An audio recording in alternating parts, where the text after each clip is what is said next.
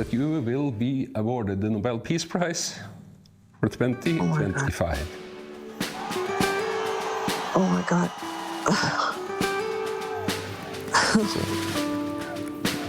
So the warmest congratulations to you, Maria.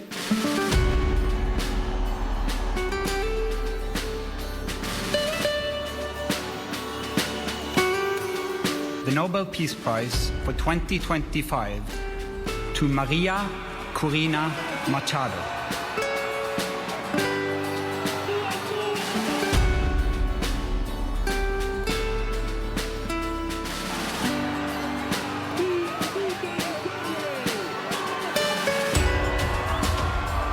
Hasta el final es hasta el final. Bueno, no sé si estoy en shock. Aquí estamos en shock de alegría todos también, ¿sabes?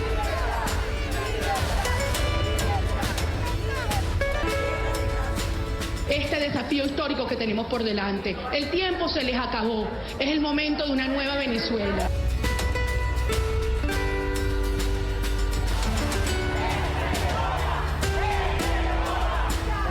Hemos estado tan fuertes como el día de hoy.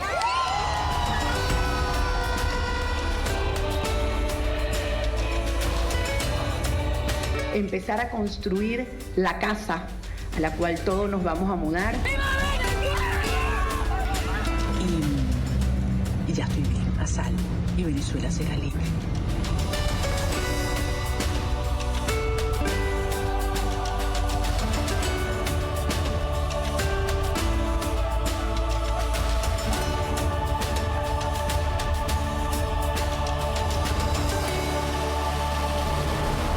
Nuestro equipo es Venezuela. Y de ahí viene la siguiente pregunta, hablemos del Premio Nobel de Paz de María Corina Machado. Es bien interesante también verlo en términos geopolíticos. ¿Qué significó este Premio Nobel de Paz a la líder opositora María Corina Machado, que la vimos en campaña, siendo esa mujer que generaba una esperanza casi que religiosa, una fe increíble de millones y millones de personas en las calles? Ustedes recordarán esas imágenes tan conmovedoras de millones de ciudadanos que salían y decían: es que ustedes lo único que nos queda, sáquenos de esta situación. Pero obviamente María Corina ya ha hecho lo posiblemente humano, con una gran generosidad, con un sacrificio enorme y en las posibilidades que tiene un ser humano. Y sin ayuda esto no va a ser posible. Lo dice todos los activistas, lo dice Rosa María Payá. Se necesita un consenso internacional a partir del cual se pueda presionar esta salida del régimen. Y en la entrevista que le hice posterior al Premio Nobel, me dijo una frase. Quiero comenzar esta parte del panel con esa frase. Mire, nosotros buscamos una paz, como Nobel de Paz lo decía, pero no una paz vacía. Es una paz que tenga de verdad libertad para el venezolano. Y para que haya libertad al venezolano se necesita la fuerza, porque hay una tiranía que usa la fuerza. Eso me lo dijo. Y para que exista libertad, tiene que haber fuerza cuando enfrentas una tiranía criminal. Y los venezolanos no nos dejamos hoy ni manipular ni engañar por lo que para algunos puede parecer políticamente correcto. Nosotros nos aferramos a la verdad y por eso hemos llegado hasta aquí. Así que la verdad es que frente a Maduro y a estos criminales que están asesinando a venezolanos, hay que demostrarles que tenemos fuerza moral, tenemos fuerza espiritual y tenemos fuerza física. Frente a eso, concretamente, expresidente José María Aznar, a mí sí me gustaría saber, y sobre todo en esa experiencia que usted tuvo como líder dentro de la Unión Europea, cuando usted tuvo el ejercicio del mandato del Ejecutivo de su gobierno. Es interesantísimo aquí que recuerden todos que el presidente José María Aznar fue fundamental en generar que España liderara dentro de la Unión Europea, no solamente la inmersión total de España dentro de la Unión Europea, sino que usted logró hacer un gran liderazgo dentro de la Unión Europea, y en ese liderazgo fue voz de los demócratas de América Latina. Usted fue un puente fundamental y eso hay que agradecérselo y vale la pena recordarlo. En este momento, esas voces dentro de la Unión Europea que llevaban esas inquietudes de la democracia de América Latina y de las necesidades también económicas y comerciales sociales, no la percibimos. Y sobre todo con el país más cercano por historia, cultura, idioma, que es España. Frente al Nobel de María Corina Machado es increíble pensar que ni siquiera el gobierno español haya sido capaz de felicitarla, así fuera protocolariamente. ¿Qué pasa con esas voces en España? ¿Qué pasa además en Europa frente a esa necesidad que tienen de ese apoyo y de esa presión para que estos regímenes terminen? Pues ayer escuché una expresión cubana muy divertida, me divirtió mucho con el frío que hacía aquí, a que se refería a Tuto Quiroga, que decía, es que en Cuba esto le decíamos que está chiflando el mono, ¿no? Pues algo por el estilo, ¿no? Bueno, pues en España algo está chiflando el mono también, ¿no? No, estamos viviendo una experiencia por primera vez en nuestra historia, una experiencia de un gobierno radical populista de izquierdas. Ese es un gobierno radical populista de izquierdas hecho por socialistas que ya no son antiguos socialdemócratas, son la expresión de una cosa patrimonial de Sánchez, del actual presidente, comunistas, separatistas y antiguos terroristas, ¿no? Es una coalición antinacional, anticonstitucional, antiinstitucional, y por lo tanto ese grupo, esa coalición, tiende a alinearse exactamente con aquello que no debe. El gobierno de España tiene problemas con el gobierno de los Estados Unidos, tiene problemas con la OTAN, organización a la que pertenecemos. Apoyamos en Iberoamérica a todas las dictaduras, apoyamos la dictadura cubana, la venezolana, la nicaragüense, apoyamos a Petro, apoyamos a todos los que hay que apoyar. Apoyamos a Hamas en Oriente Medio, en lugar de apoyar a Israel. Es decir, eso es lo que está pasando. Son las consecuencias de un populismo radical profundamente equivocado, ¿no? La pregunta es si eso puede cambiar, y la respuesta es que claro que puede cambiar y que estoy convencido de que va a cambiar. Lo que pasa es que por el sistema constitucional español y por el sistema parlamentario que tiene España, eso solamente se puede conseguir o porque el jefe del gobierno dimita, cosa que no parece probable, o porque se puede haber una moción de censura contra el jefe del gobierno, cosa que no es posible en este momento porque no hay mayoría, o porque se convocan elecciones. Que no se convocan, las puede convocar el presidente porque las pierde y entonces no las va a convocar hasta el mandato. Y el mandato es en julio del 27. El problema es cuánto daño institucional se está haciendo al país, cuánto daño político se está haciendo al país durante este tiempo. Y eso es muy grande. Y en segundo lugar, en las preguntas que yo hacía antes, no se dan las circunstancias para poder ocuparse de las cosas importantes y de las cosas serias. Hoy, desgraciadamente, el país es un escándalo de corrupción. La mujer del presidente, el hermano del presidente, el fiscal general del Supremo, el antiguo ministro de Transportes, el secretario de organización del PSOE, el presidente no sé cuándo, el presidente... Todo es igual. Entonces, es una cosa difícil de aguantar, ¿no? Y si se piensa con lo que pasó en otros años, pues evidentemente la esperanza es que hay que cambiarlo, ¿no? Dicho eso, yo quiero hacer una reflexión, si me permite, breve, pero un poquito más general. Yo no soy un populista. Y yo no creo en el populismo. Pero no creo ni en el populismo de derecha ni en el populismo de izquierda. Estoy en contra de los populismos. Y estoy en contra de los muros. Lo digo con toda claridad. A mí no me vale un muro, levantar un muro para practicar una política que excluya a la mitad del país o los que no piensan como yo. Pero no me vale que desde el otro lado se diga yo quiero ese muro para excluir a los otros. Yo no quiero muro porque no quiero excluir a nadie. Y creo que la política consiste en desde un espacio central, intentar buscar objetivos comunes, propósitos compartidos, ideas que desde posiciones diferentes podamos hacer avanzar las cosas en sentido positivo. Esos son las democracias liberales buenas. Esas son las democracias liberales clásicas. Yo acabo de publicar en España, y pronto espero presentarlo aquí, un libro que se llama exactamente Orden y Libertad, que les recomiendo a todos porque es un libro muy bueno, además. Pero orden y libertad significa dos cosas esencialmente. Uno, la libertad siempre es consecuencia del orden, no es causa del orden. Es el orden el que promueve la libertad. La libertad es la consecuencia del orden. Una sociedad desordenada es una sociedad anárquica. Y por eso el grave peligro de las sociedades en manos de la criminalidad es que esa criminalidad arrase también con las libertades. Pero no con el orden, porque el ser humano busca una sociedad ordenada. El problema es quién produce ese orden. Si el orden lo produce el Estado o el orden lo produce una organización criminal. Si lo produce el Estado, el orden tiene que ir a producir libertad. Si lo produce una organización criminal, jamás existirá la libertad.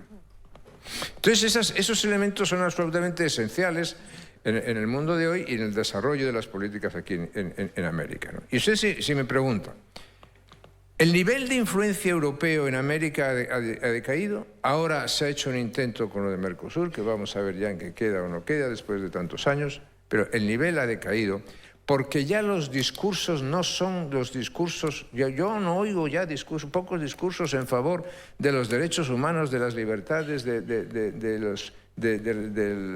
Estado de Derecho. No. Oigo discursos de confrontación, de exclusión, y esos discursos son los que no debe haber.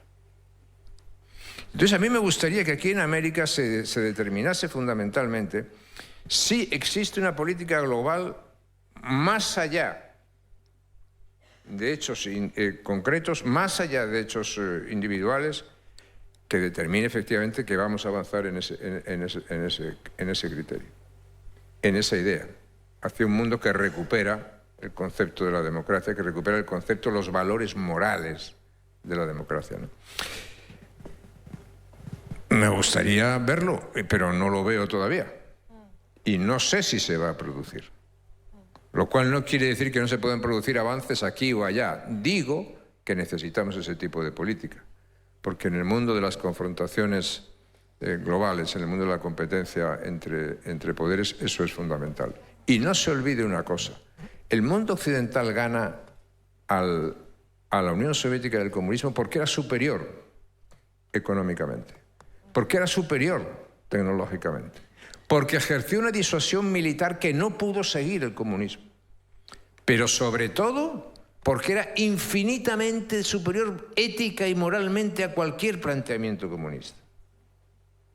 Y eso en el mundo de hoy lo tenemos que recuperar plenamente, no solamente para la política, sino también para la organización social. Y no solamente como consecuencia de problemas políticos, sino como consecuencia de la revolución tecnológica que vivimos, ¿no?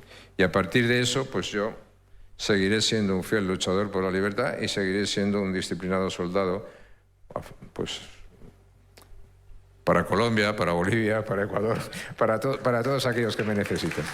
El amigo fiel. El otro amigo fiel es Tuto Quiroga, de todas estas causas por la libertad, sin duda, no solamente al interior de su país, sino me consta cómo ha luchado también por la libertad de Venezuela. Siempre que uno lo llama para que genere una idea, está presto a realizarla, a analizar hasta esos números de cómo burdamente se robaban esas elecciones. Siempre ha estado ahí, expresidente Tuto Quiroga. Y hablando de ese concepto de el orden fundamental para la libertad, mientras esté en manos de criminales, pues es muy complejo, porque es un imposible, sobre todo porque la criminalidad entiende el lenguaje de la fuerza, porque así es como se mantiene, así es como domina, así es como, bueno, hemos sido víctimas en América Latina de esa criminalidad. Mientras está este despliegue, como decimos, sin precedentes en el Caribe y Estados Unidos mostrando los dientes, mostrando esa capacidad de fuerza que tienen, quienes han sido aliados o cercanos a la misma causa, como es el presidente de Brasil, Lula da Silva, a la causa de ellos, a la causa de mantener estos regímenes en el poder, dicen y plantean nuevamente una negociación. Le planteé la cuestión venezolana diciéndole que, según lo que aparece en los periódicos, la situación con Venezuela se está agravando. Y le dije que sería extremadamente importante en este asunto tener en cuenta la experiencia de Brasil Como el país más grande de Sudamérica y el más importante económicamente, tenemos 8 vecinos que él debería tener en cuenta y Brasil puede ayudar en la relación con Venezuela.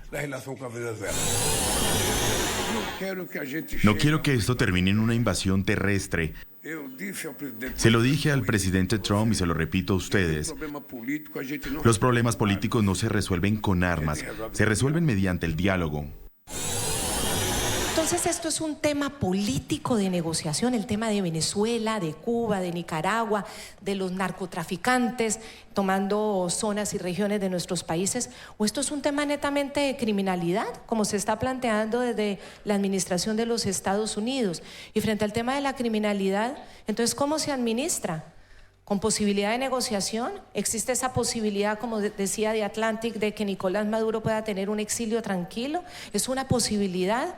¿O esto es un tema que solo la fuerza va a resolver? Esa es la gran pregunta que hay. A ver,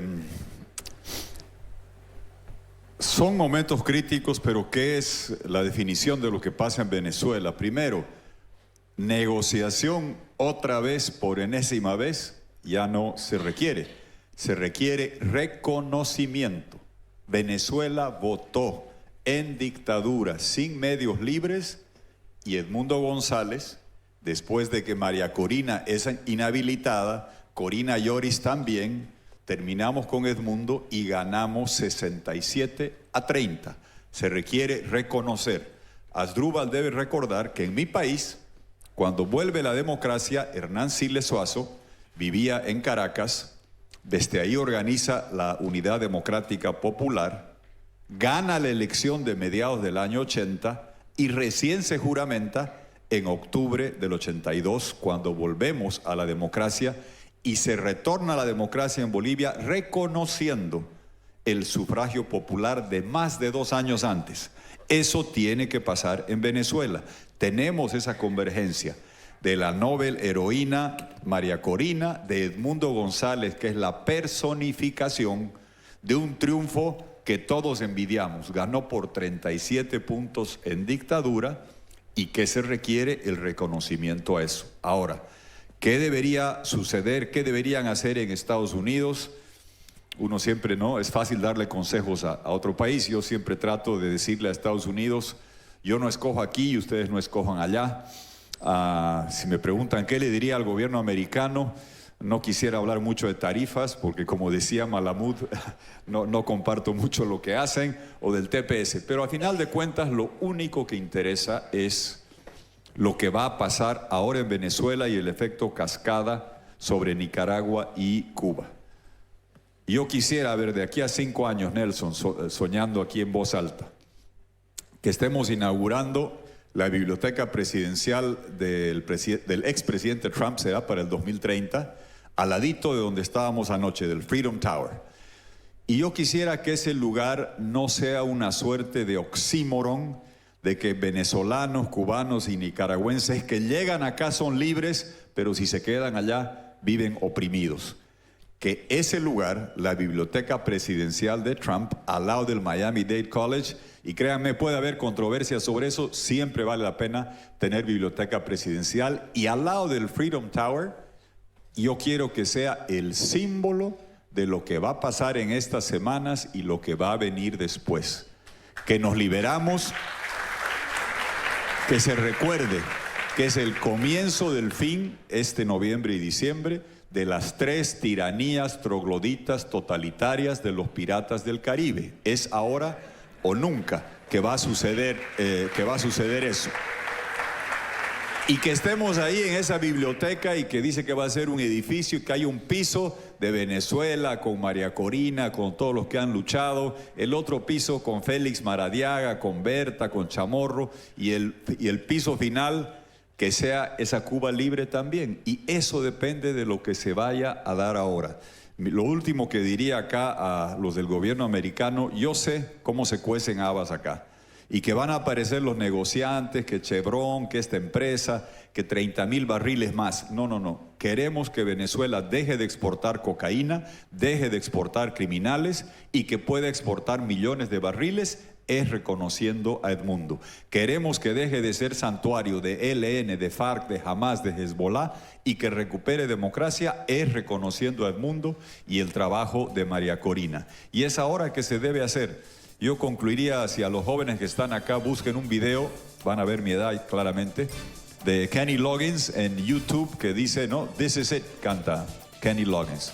Pues bien, en Venezuela hemos llegado a ese momento de this is it, es ahora.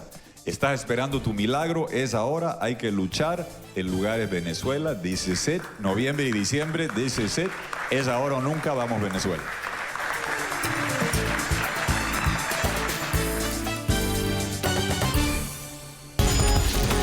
Continuamos con La Noche por NTN 24, el canal de las Américas.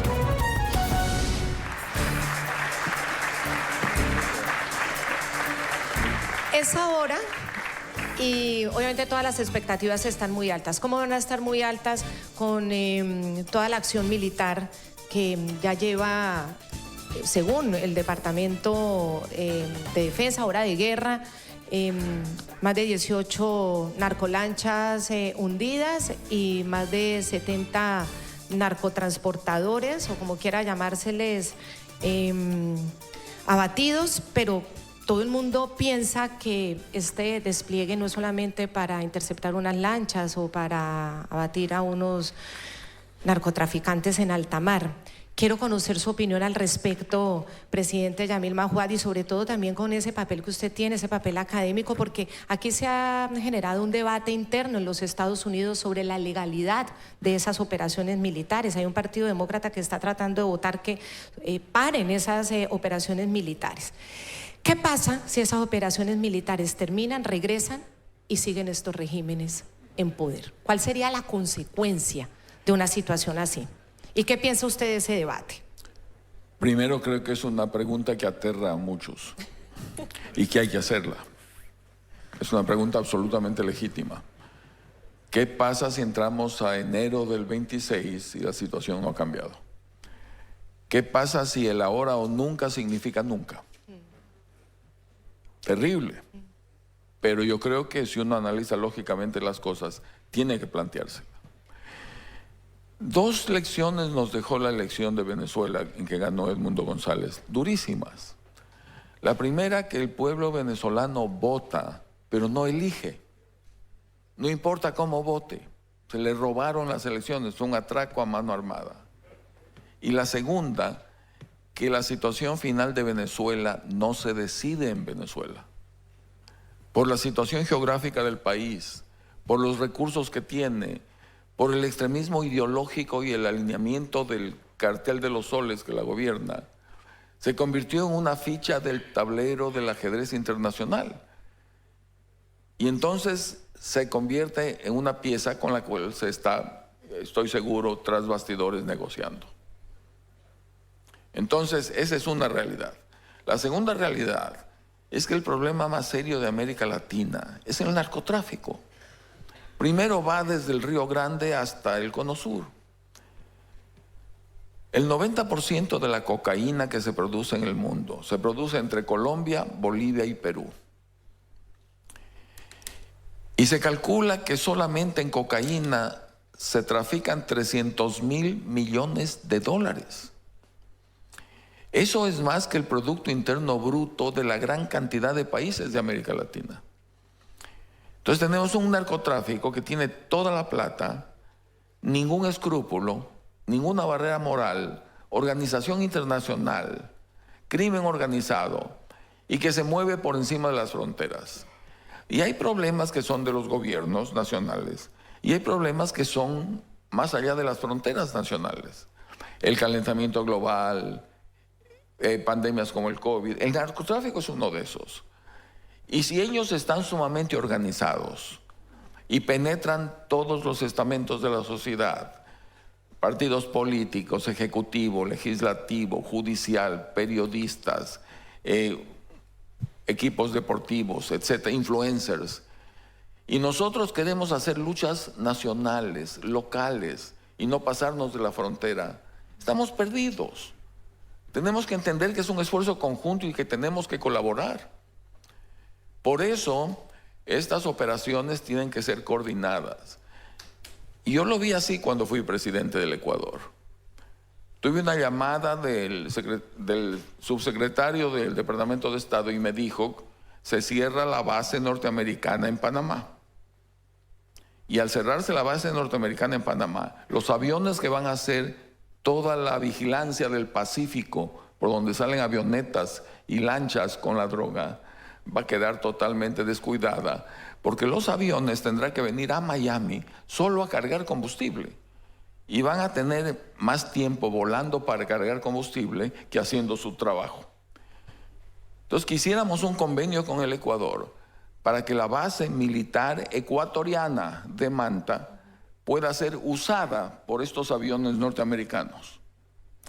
Yo consulté con los ministerios de Defensa y la Cancillería y firmamos un acuerdo con una serie de condiciones. Primero, teníamos que recibir una notificación escrita de qué aviones vienen, qué tipo, qué tripulación, cuántos días, qué van a hacer.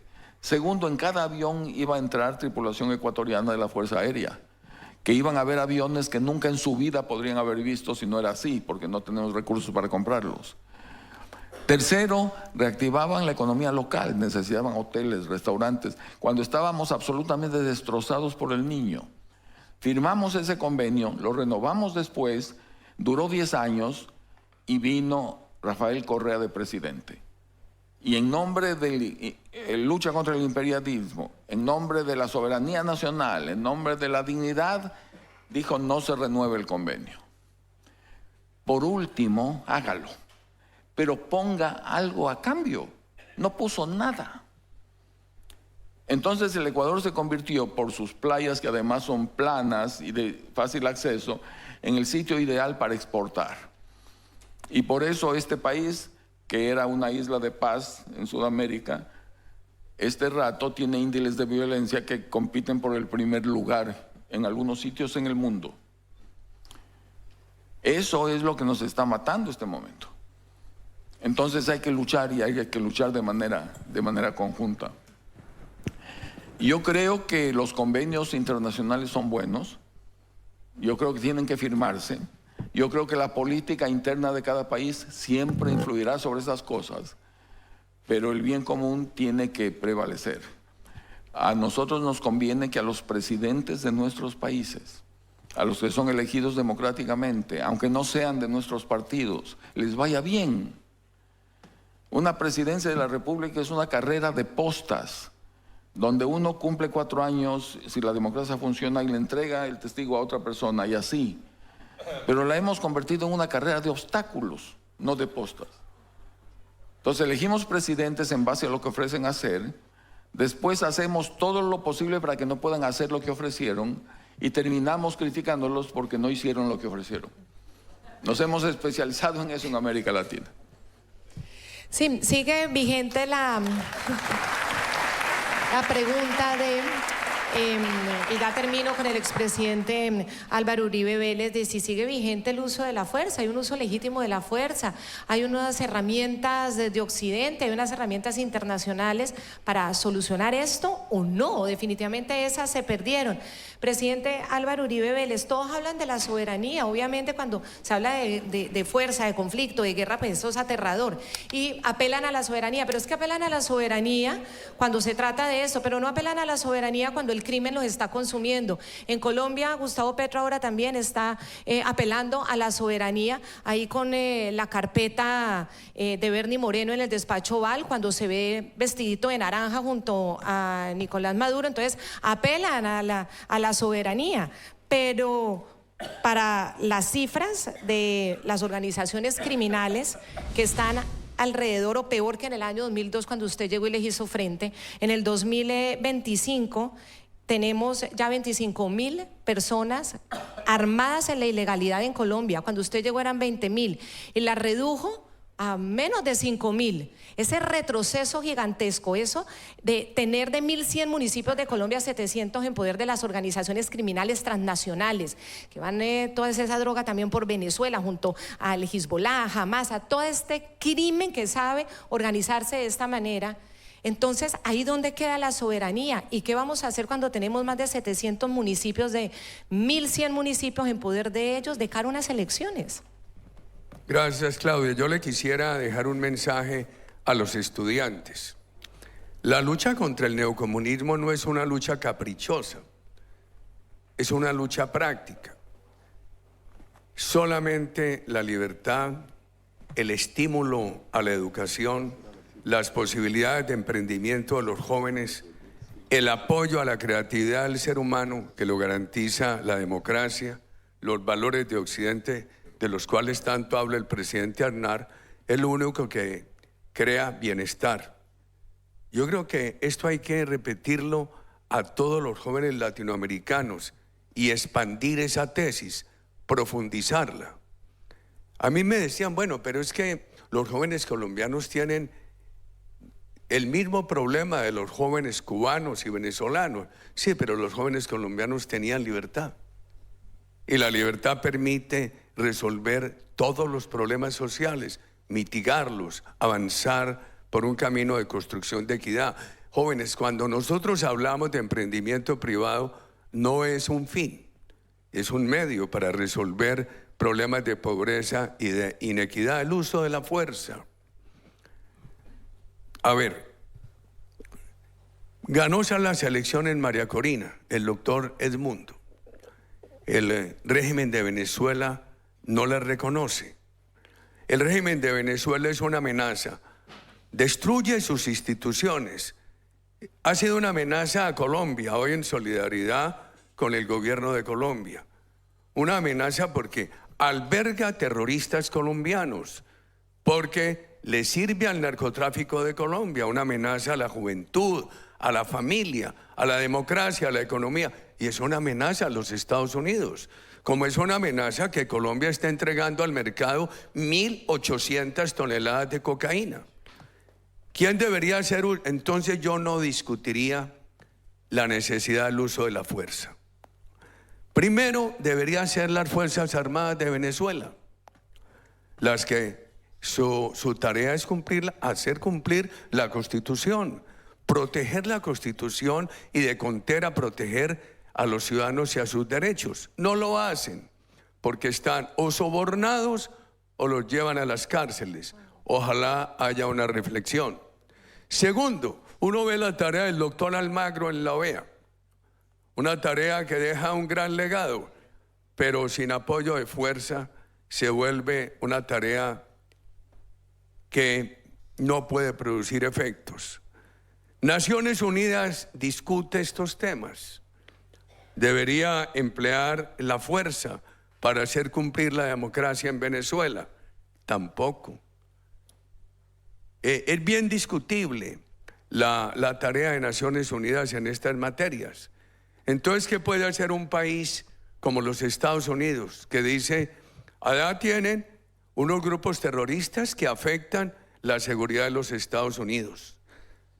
Allá, los gobiernos de Venezuela y Colombia están permitiendo que el 70% de la cocaína del mundo se produzca en Colombia, un altísimo porcentaje salga al mercado internacional, afecte la seguridad de los Estados Unidos, afecte las familias, afecte la juventud de los Estados Unidos.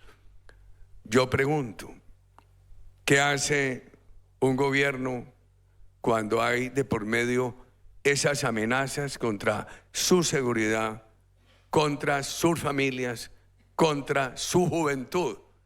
Tiene que reaccionar. ¿Qué tal? Entonces la cifra, mire, están saliendo tantas toneladas de cocaína. El gobierno de Colombia no hace nada efectivo para frenar eso. Maduro facilita la salida y entonces pedirle a un gobierno que se quede quieto. El ideal sería Naciones Unidas, una fuerza internacional, pero a falta de eso, los gobiernos tienen que llenar vacíos. El tema es difícil, pero yo digo, yo sí prefiero la derrota del narcoterrorismo, que siga avanzando el narcoterrorismo y creando esta soberanía de los criminales. Muchísimas gracias a los expresidentes, muy amables, y a todos ustedes. por estar aquí escuchándonos.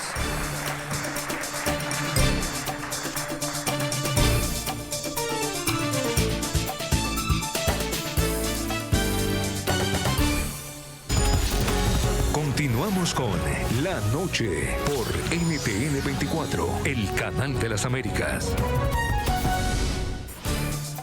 Gracias por esta convocatoria y gracias por la oportunidad de dirigirme a ustedes todo este tiempo.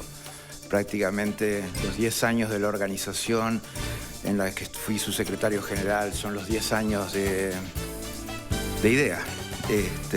Y esa coincidencia de trabajo que tuvimos siempre, esa mancomunión de intereses, esa vocación de encontrar espacios de democracia y fortalecer los espacios de democracia en la región fueron fundamentales. Porque a veces en la región especialmente, pero en el mundo en general, se piensa algo que Daca Mariolt alguna vez tomó en sus manos. Probablemente el multilateralismo no logre que la gente viva en el cielo, pero sí logra evitar que muchos vayan al infierno y vivan en un infierno. Y verdaderamente se hicieron procesos importantísimos de transición democrática, de transición electoral, de aplicación de la Carta Democrática en artículos 17 y 18 para lograr gobernabilidad, para lograr estabilidad en gobiernos que estaban afectados por crisis. Pero también algo que en ese momento era muy importante, hace 10 años, porque veníamos entrando en un proceso de normalización de las dictaduras. Normalización de la dictadura cubana, normalización de la dictadura venezolana, íbamos al proceso nicaragüense también. Bueno, se aplicó el artículo 20 de la Carta Democrática para declarar la alteración del orden constitucional en esos países y deslegitimar a esos dictadores. Y verdaderamente no es poca cosa la deslegitimación de los dictadores. Tuvo efectos inmediatos y tiene efectos patrimoniales, efectos de sanciones, precios a la cabeza, tuvo una dinámica de acción que verdaderamente logró resultados importantes. Estamos hoy en este evento que habla del final de las dictaduras. Y el final de las dictaduras no es en automático, no pasa por sí solo, no pasa solamente con la conceptualización de las ideas que diga estas dictaduras tienen que terminar. Verdaderamente se requiere lo máximo de nosotros para que sea así, pero lo máximo de todos en la región. Una región que actúa, y te entiendo, Daniel, actúa con dobleces, muchas veces actúa con dobleces, o sea, con dobles estándares, con invocaciones falsas a la soberanía, porque no hay una invocación a la soberanía que sea válida cuando se trata de la defensa de la democracia y cuando se trata de la defensa de los derechos humanos. La defensa de la democracia no es jurisdicción exclusiva de ningún Estado. La defensa de los derechos humanos no es jurisdicción exclusiva de ningún Estado. Y el enfrentamiento al crimen internacional organizado no es una jurisdicción exclusiva de ningún Estado. Y que en este momento se invoque la soberanía o para proteger a narcotraficantes. Eso ya se hizo en el pasado. Se trató de proteger a Escobar y a Rodríguez Orihuela, invocando la soberanía de Colombia para no ser extraditados, por ejemplo. Un disparate absoluto. Pero la soberanía tampoco radica en un dictador. O sea, es como si me dijeran que la soberanía de Chile radicaba en Pinochet, que la soberanía de Brasil radicaba en Garrastazu Medici, que la soberanía de Uruguay radicaba en el Goyo Álvarez. No, señor. La soberanía radica en el pueblo, radica en la nación. María Corina Machado, Edmundo González encarnan la soberanía de su país, porque fueron los que recibieron los votos para representar a su pueblo. Ese es el principio fundamental. Y ese es el principio que tiene que animarnos, obviamente, a desplazar a los dictadores de donde están. una invocación clara y contundente de la soberanía. Y prepararnos, porque eso no puede quedar ahí. Verdaderamente eso es... La dictadura cubana está dispuesta a seguir después que esté Maduro oído también. La dictadura nicaragüense está dispuesta a seguir después que no exista más Maduro. Eso no puede terminar ahí. Queremos un hemisferio libre de dictaduras, libres de crímenes de lesa humanidad, libres de violaciones sistemáticas de los derechos humanos. Queremos verdaderamente concretar los resultados que permitan la expansión del desarrollo en esta región. Vi la exposición del profesor Malamud, ¿sí? Pero el peor ancla que tenemos, el peor peso que tenemos para despegar el desarrollo es la imperfección de nuestras democracias y ni que hablar las dictaduras en la región. En esta región, cuanto mejor es la democracia, mejor es el nivel de desarrollo, mejor las condiciones de seguridad y mejores las condiciones de acceso a derecho y equidad. Esa es la realidad. Y las dictaduras son esencialmente proyectos fracasados. La dictadura cubana, que ha sido la dictadura más parasitaria de la historia de la humanidad. La dictadura cubana vivió de la Unión Soviética hasta que pereció la Unión Soviética. Les tocó una parte que tenían que vivir de sí mismos y esa parte se llama periodo especial, hasta que encontraron las venas de Chávez para tomar de la sangre de las venas de Chávez, o sea, de la sangre de los venezolanos. Esa es una dictadura absolutamente parasitaria, una dictadura jinetera de la peor especie. Y esa dictadura verdaderamente es la que tiene que terminar de todas, para que terminen las dictaduras en esta región.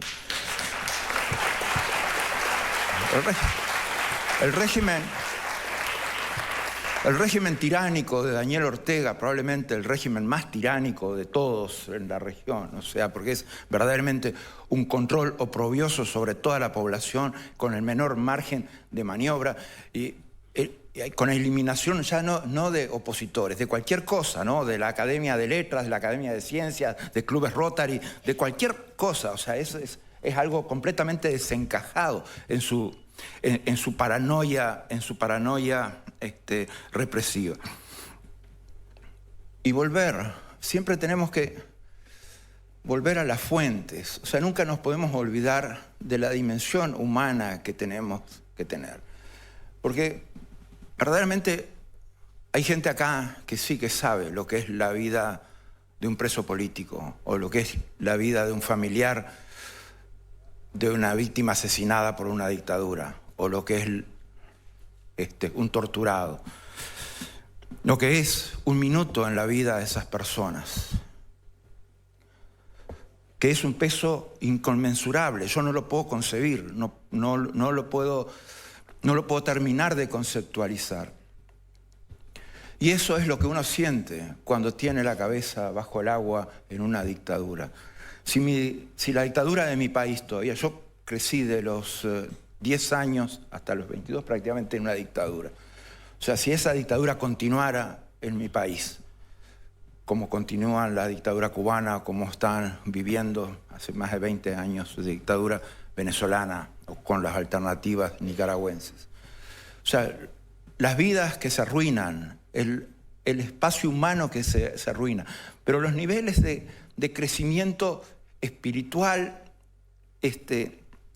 económico, social que se arruinan bajo el paraguas de una dictadura.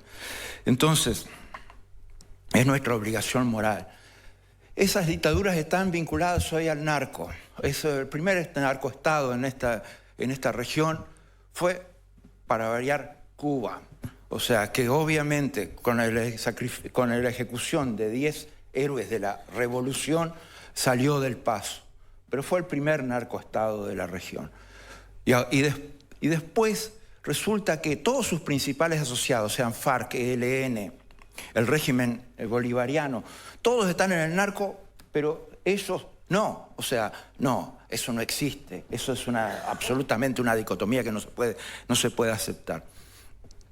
Pero si uno hace la trazabilidad de las malas prácticas, llega a Cuba. Si uno hace la trazabilidad de por qué tenemos estas dictaduras acá hoy, llega a Cuba. Si uno hace la trazabilidad de cómo son afectadas las dinámicas sociales de nuestros países, llega a Cuba. Y el narcoestado es una de las cosas que uno llega, hace la trazabilidad y llega a Cuba. No puede haber impunidad, no puede haber impunidad para esos crímenes. No hay crimen que pueda haber impunidad. Nadie puede invocar acá impunidad para el narcotraficante. Nadie puede invocar acá libertad de navegación para el narcotraficante. Nadie puede invocar acá cielos abiertos para los narcotraficantes. ¿Qué demencia es esa? ¿Qué ridiculez es esa? ¿Dónde estamos? ¿Qué estamos pensando? Entonces, sí, hay que actuar con toda la firmeza de la ley nacional y de la ley internacional. Definitivamente no nos merecemos más dictaduras y tenemos que estar todos alineados en eso. Y nuestro mensaje tiene que ser claro desde el principio al fin. Gracias.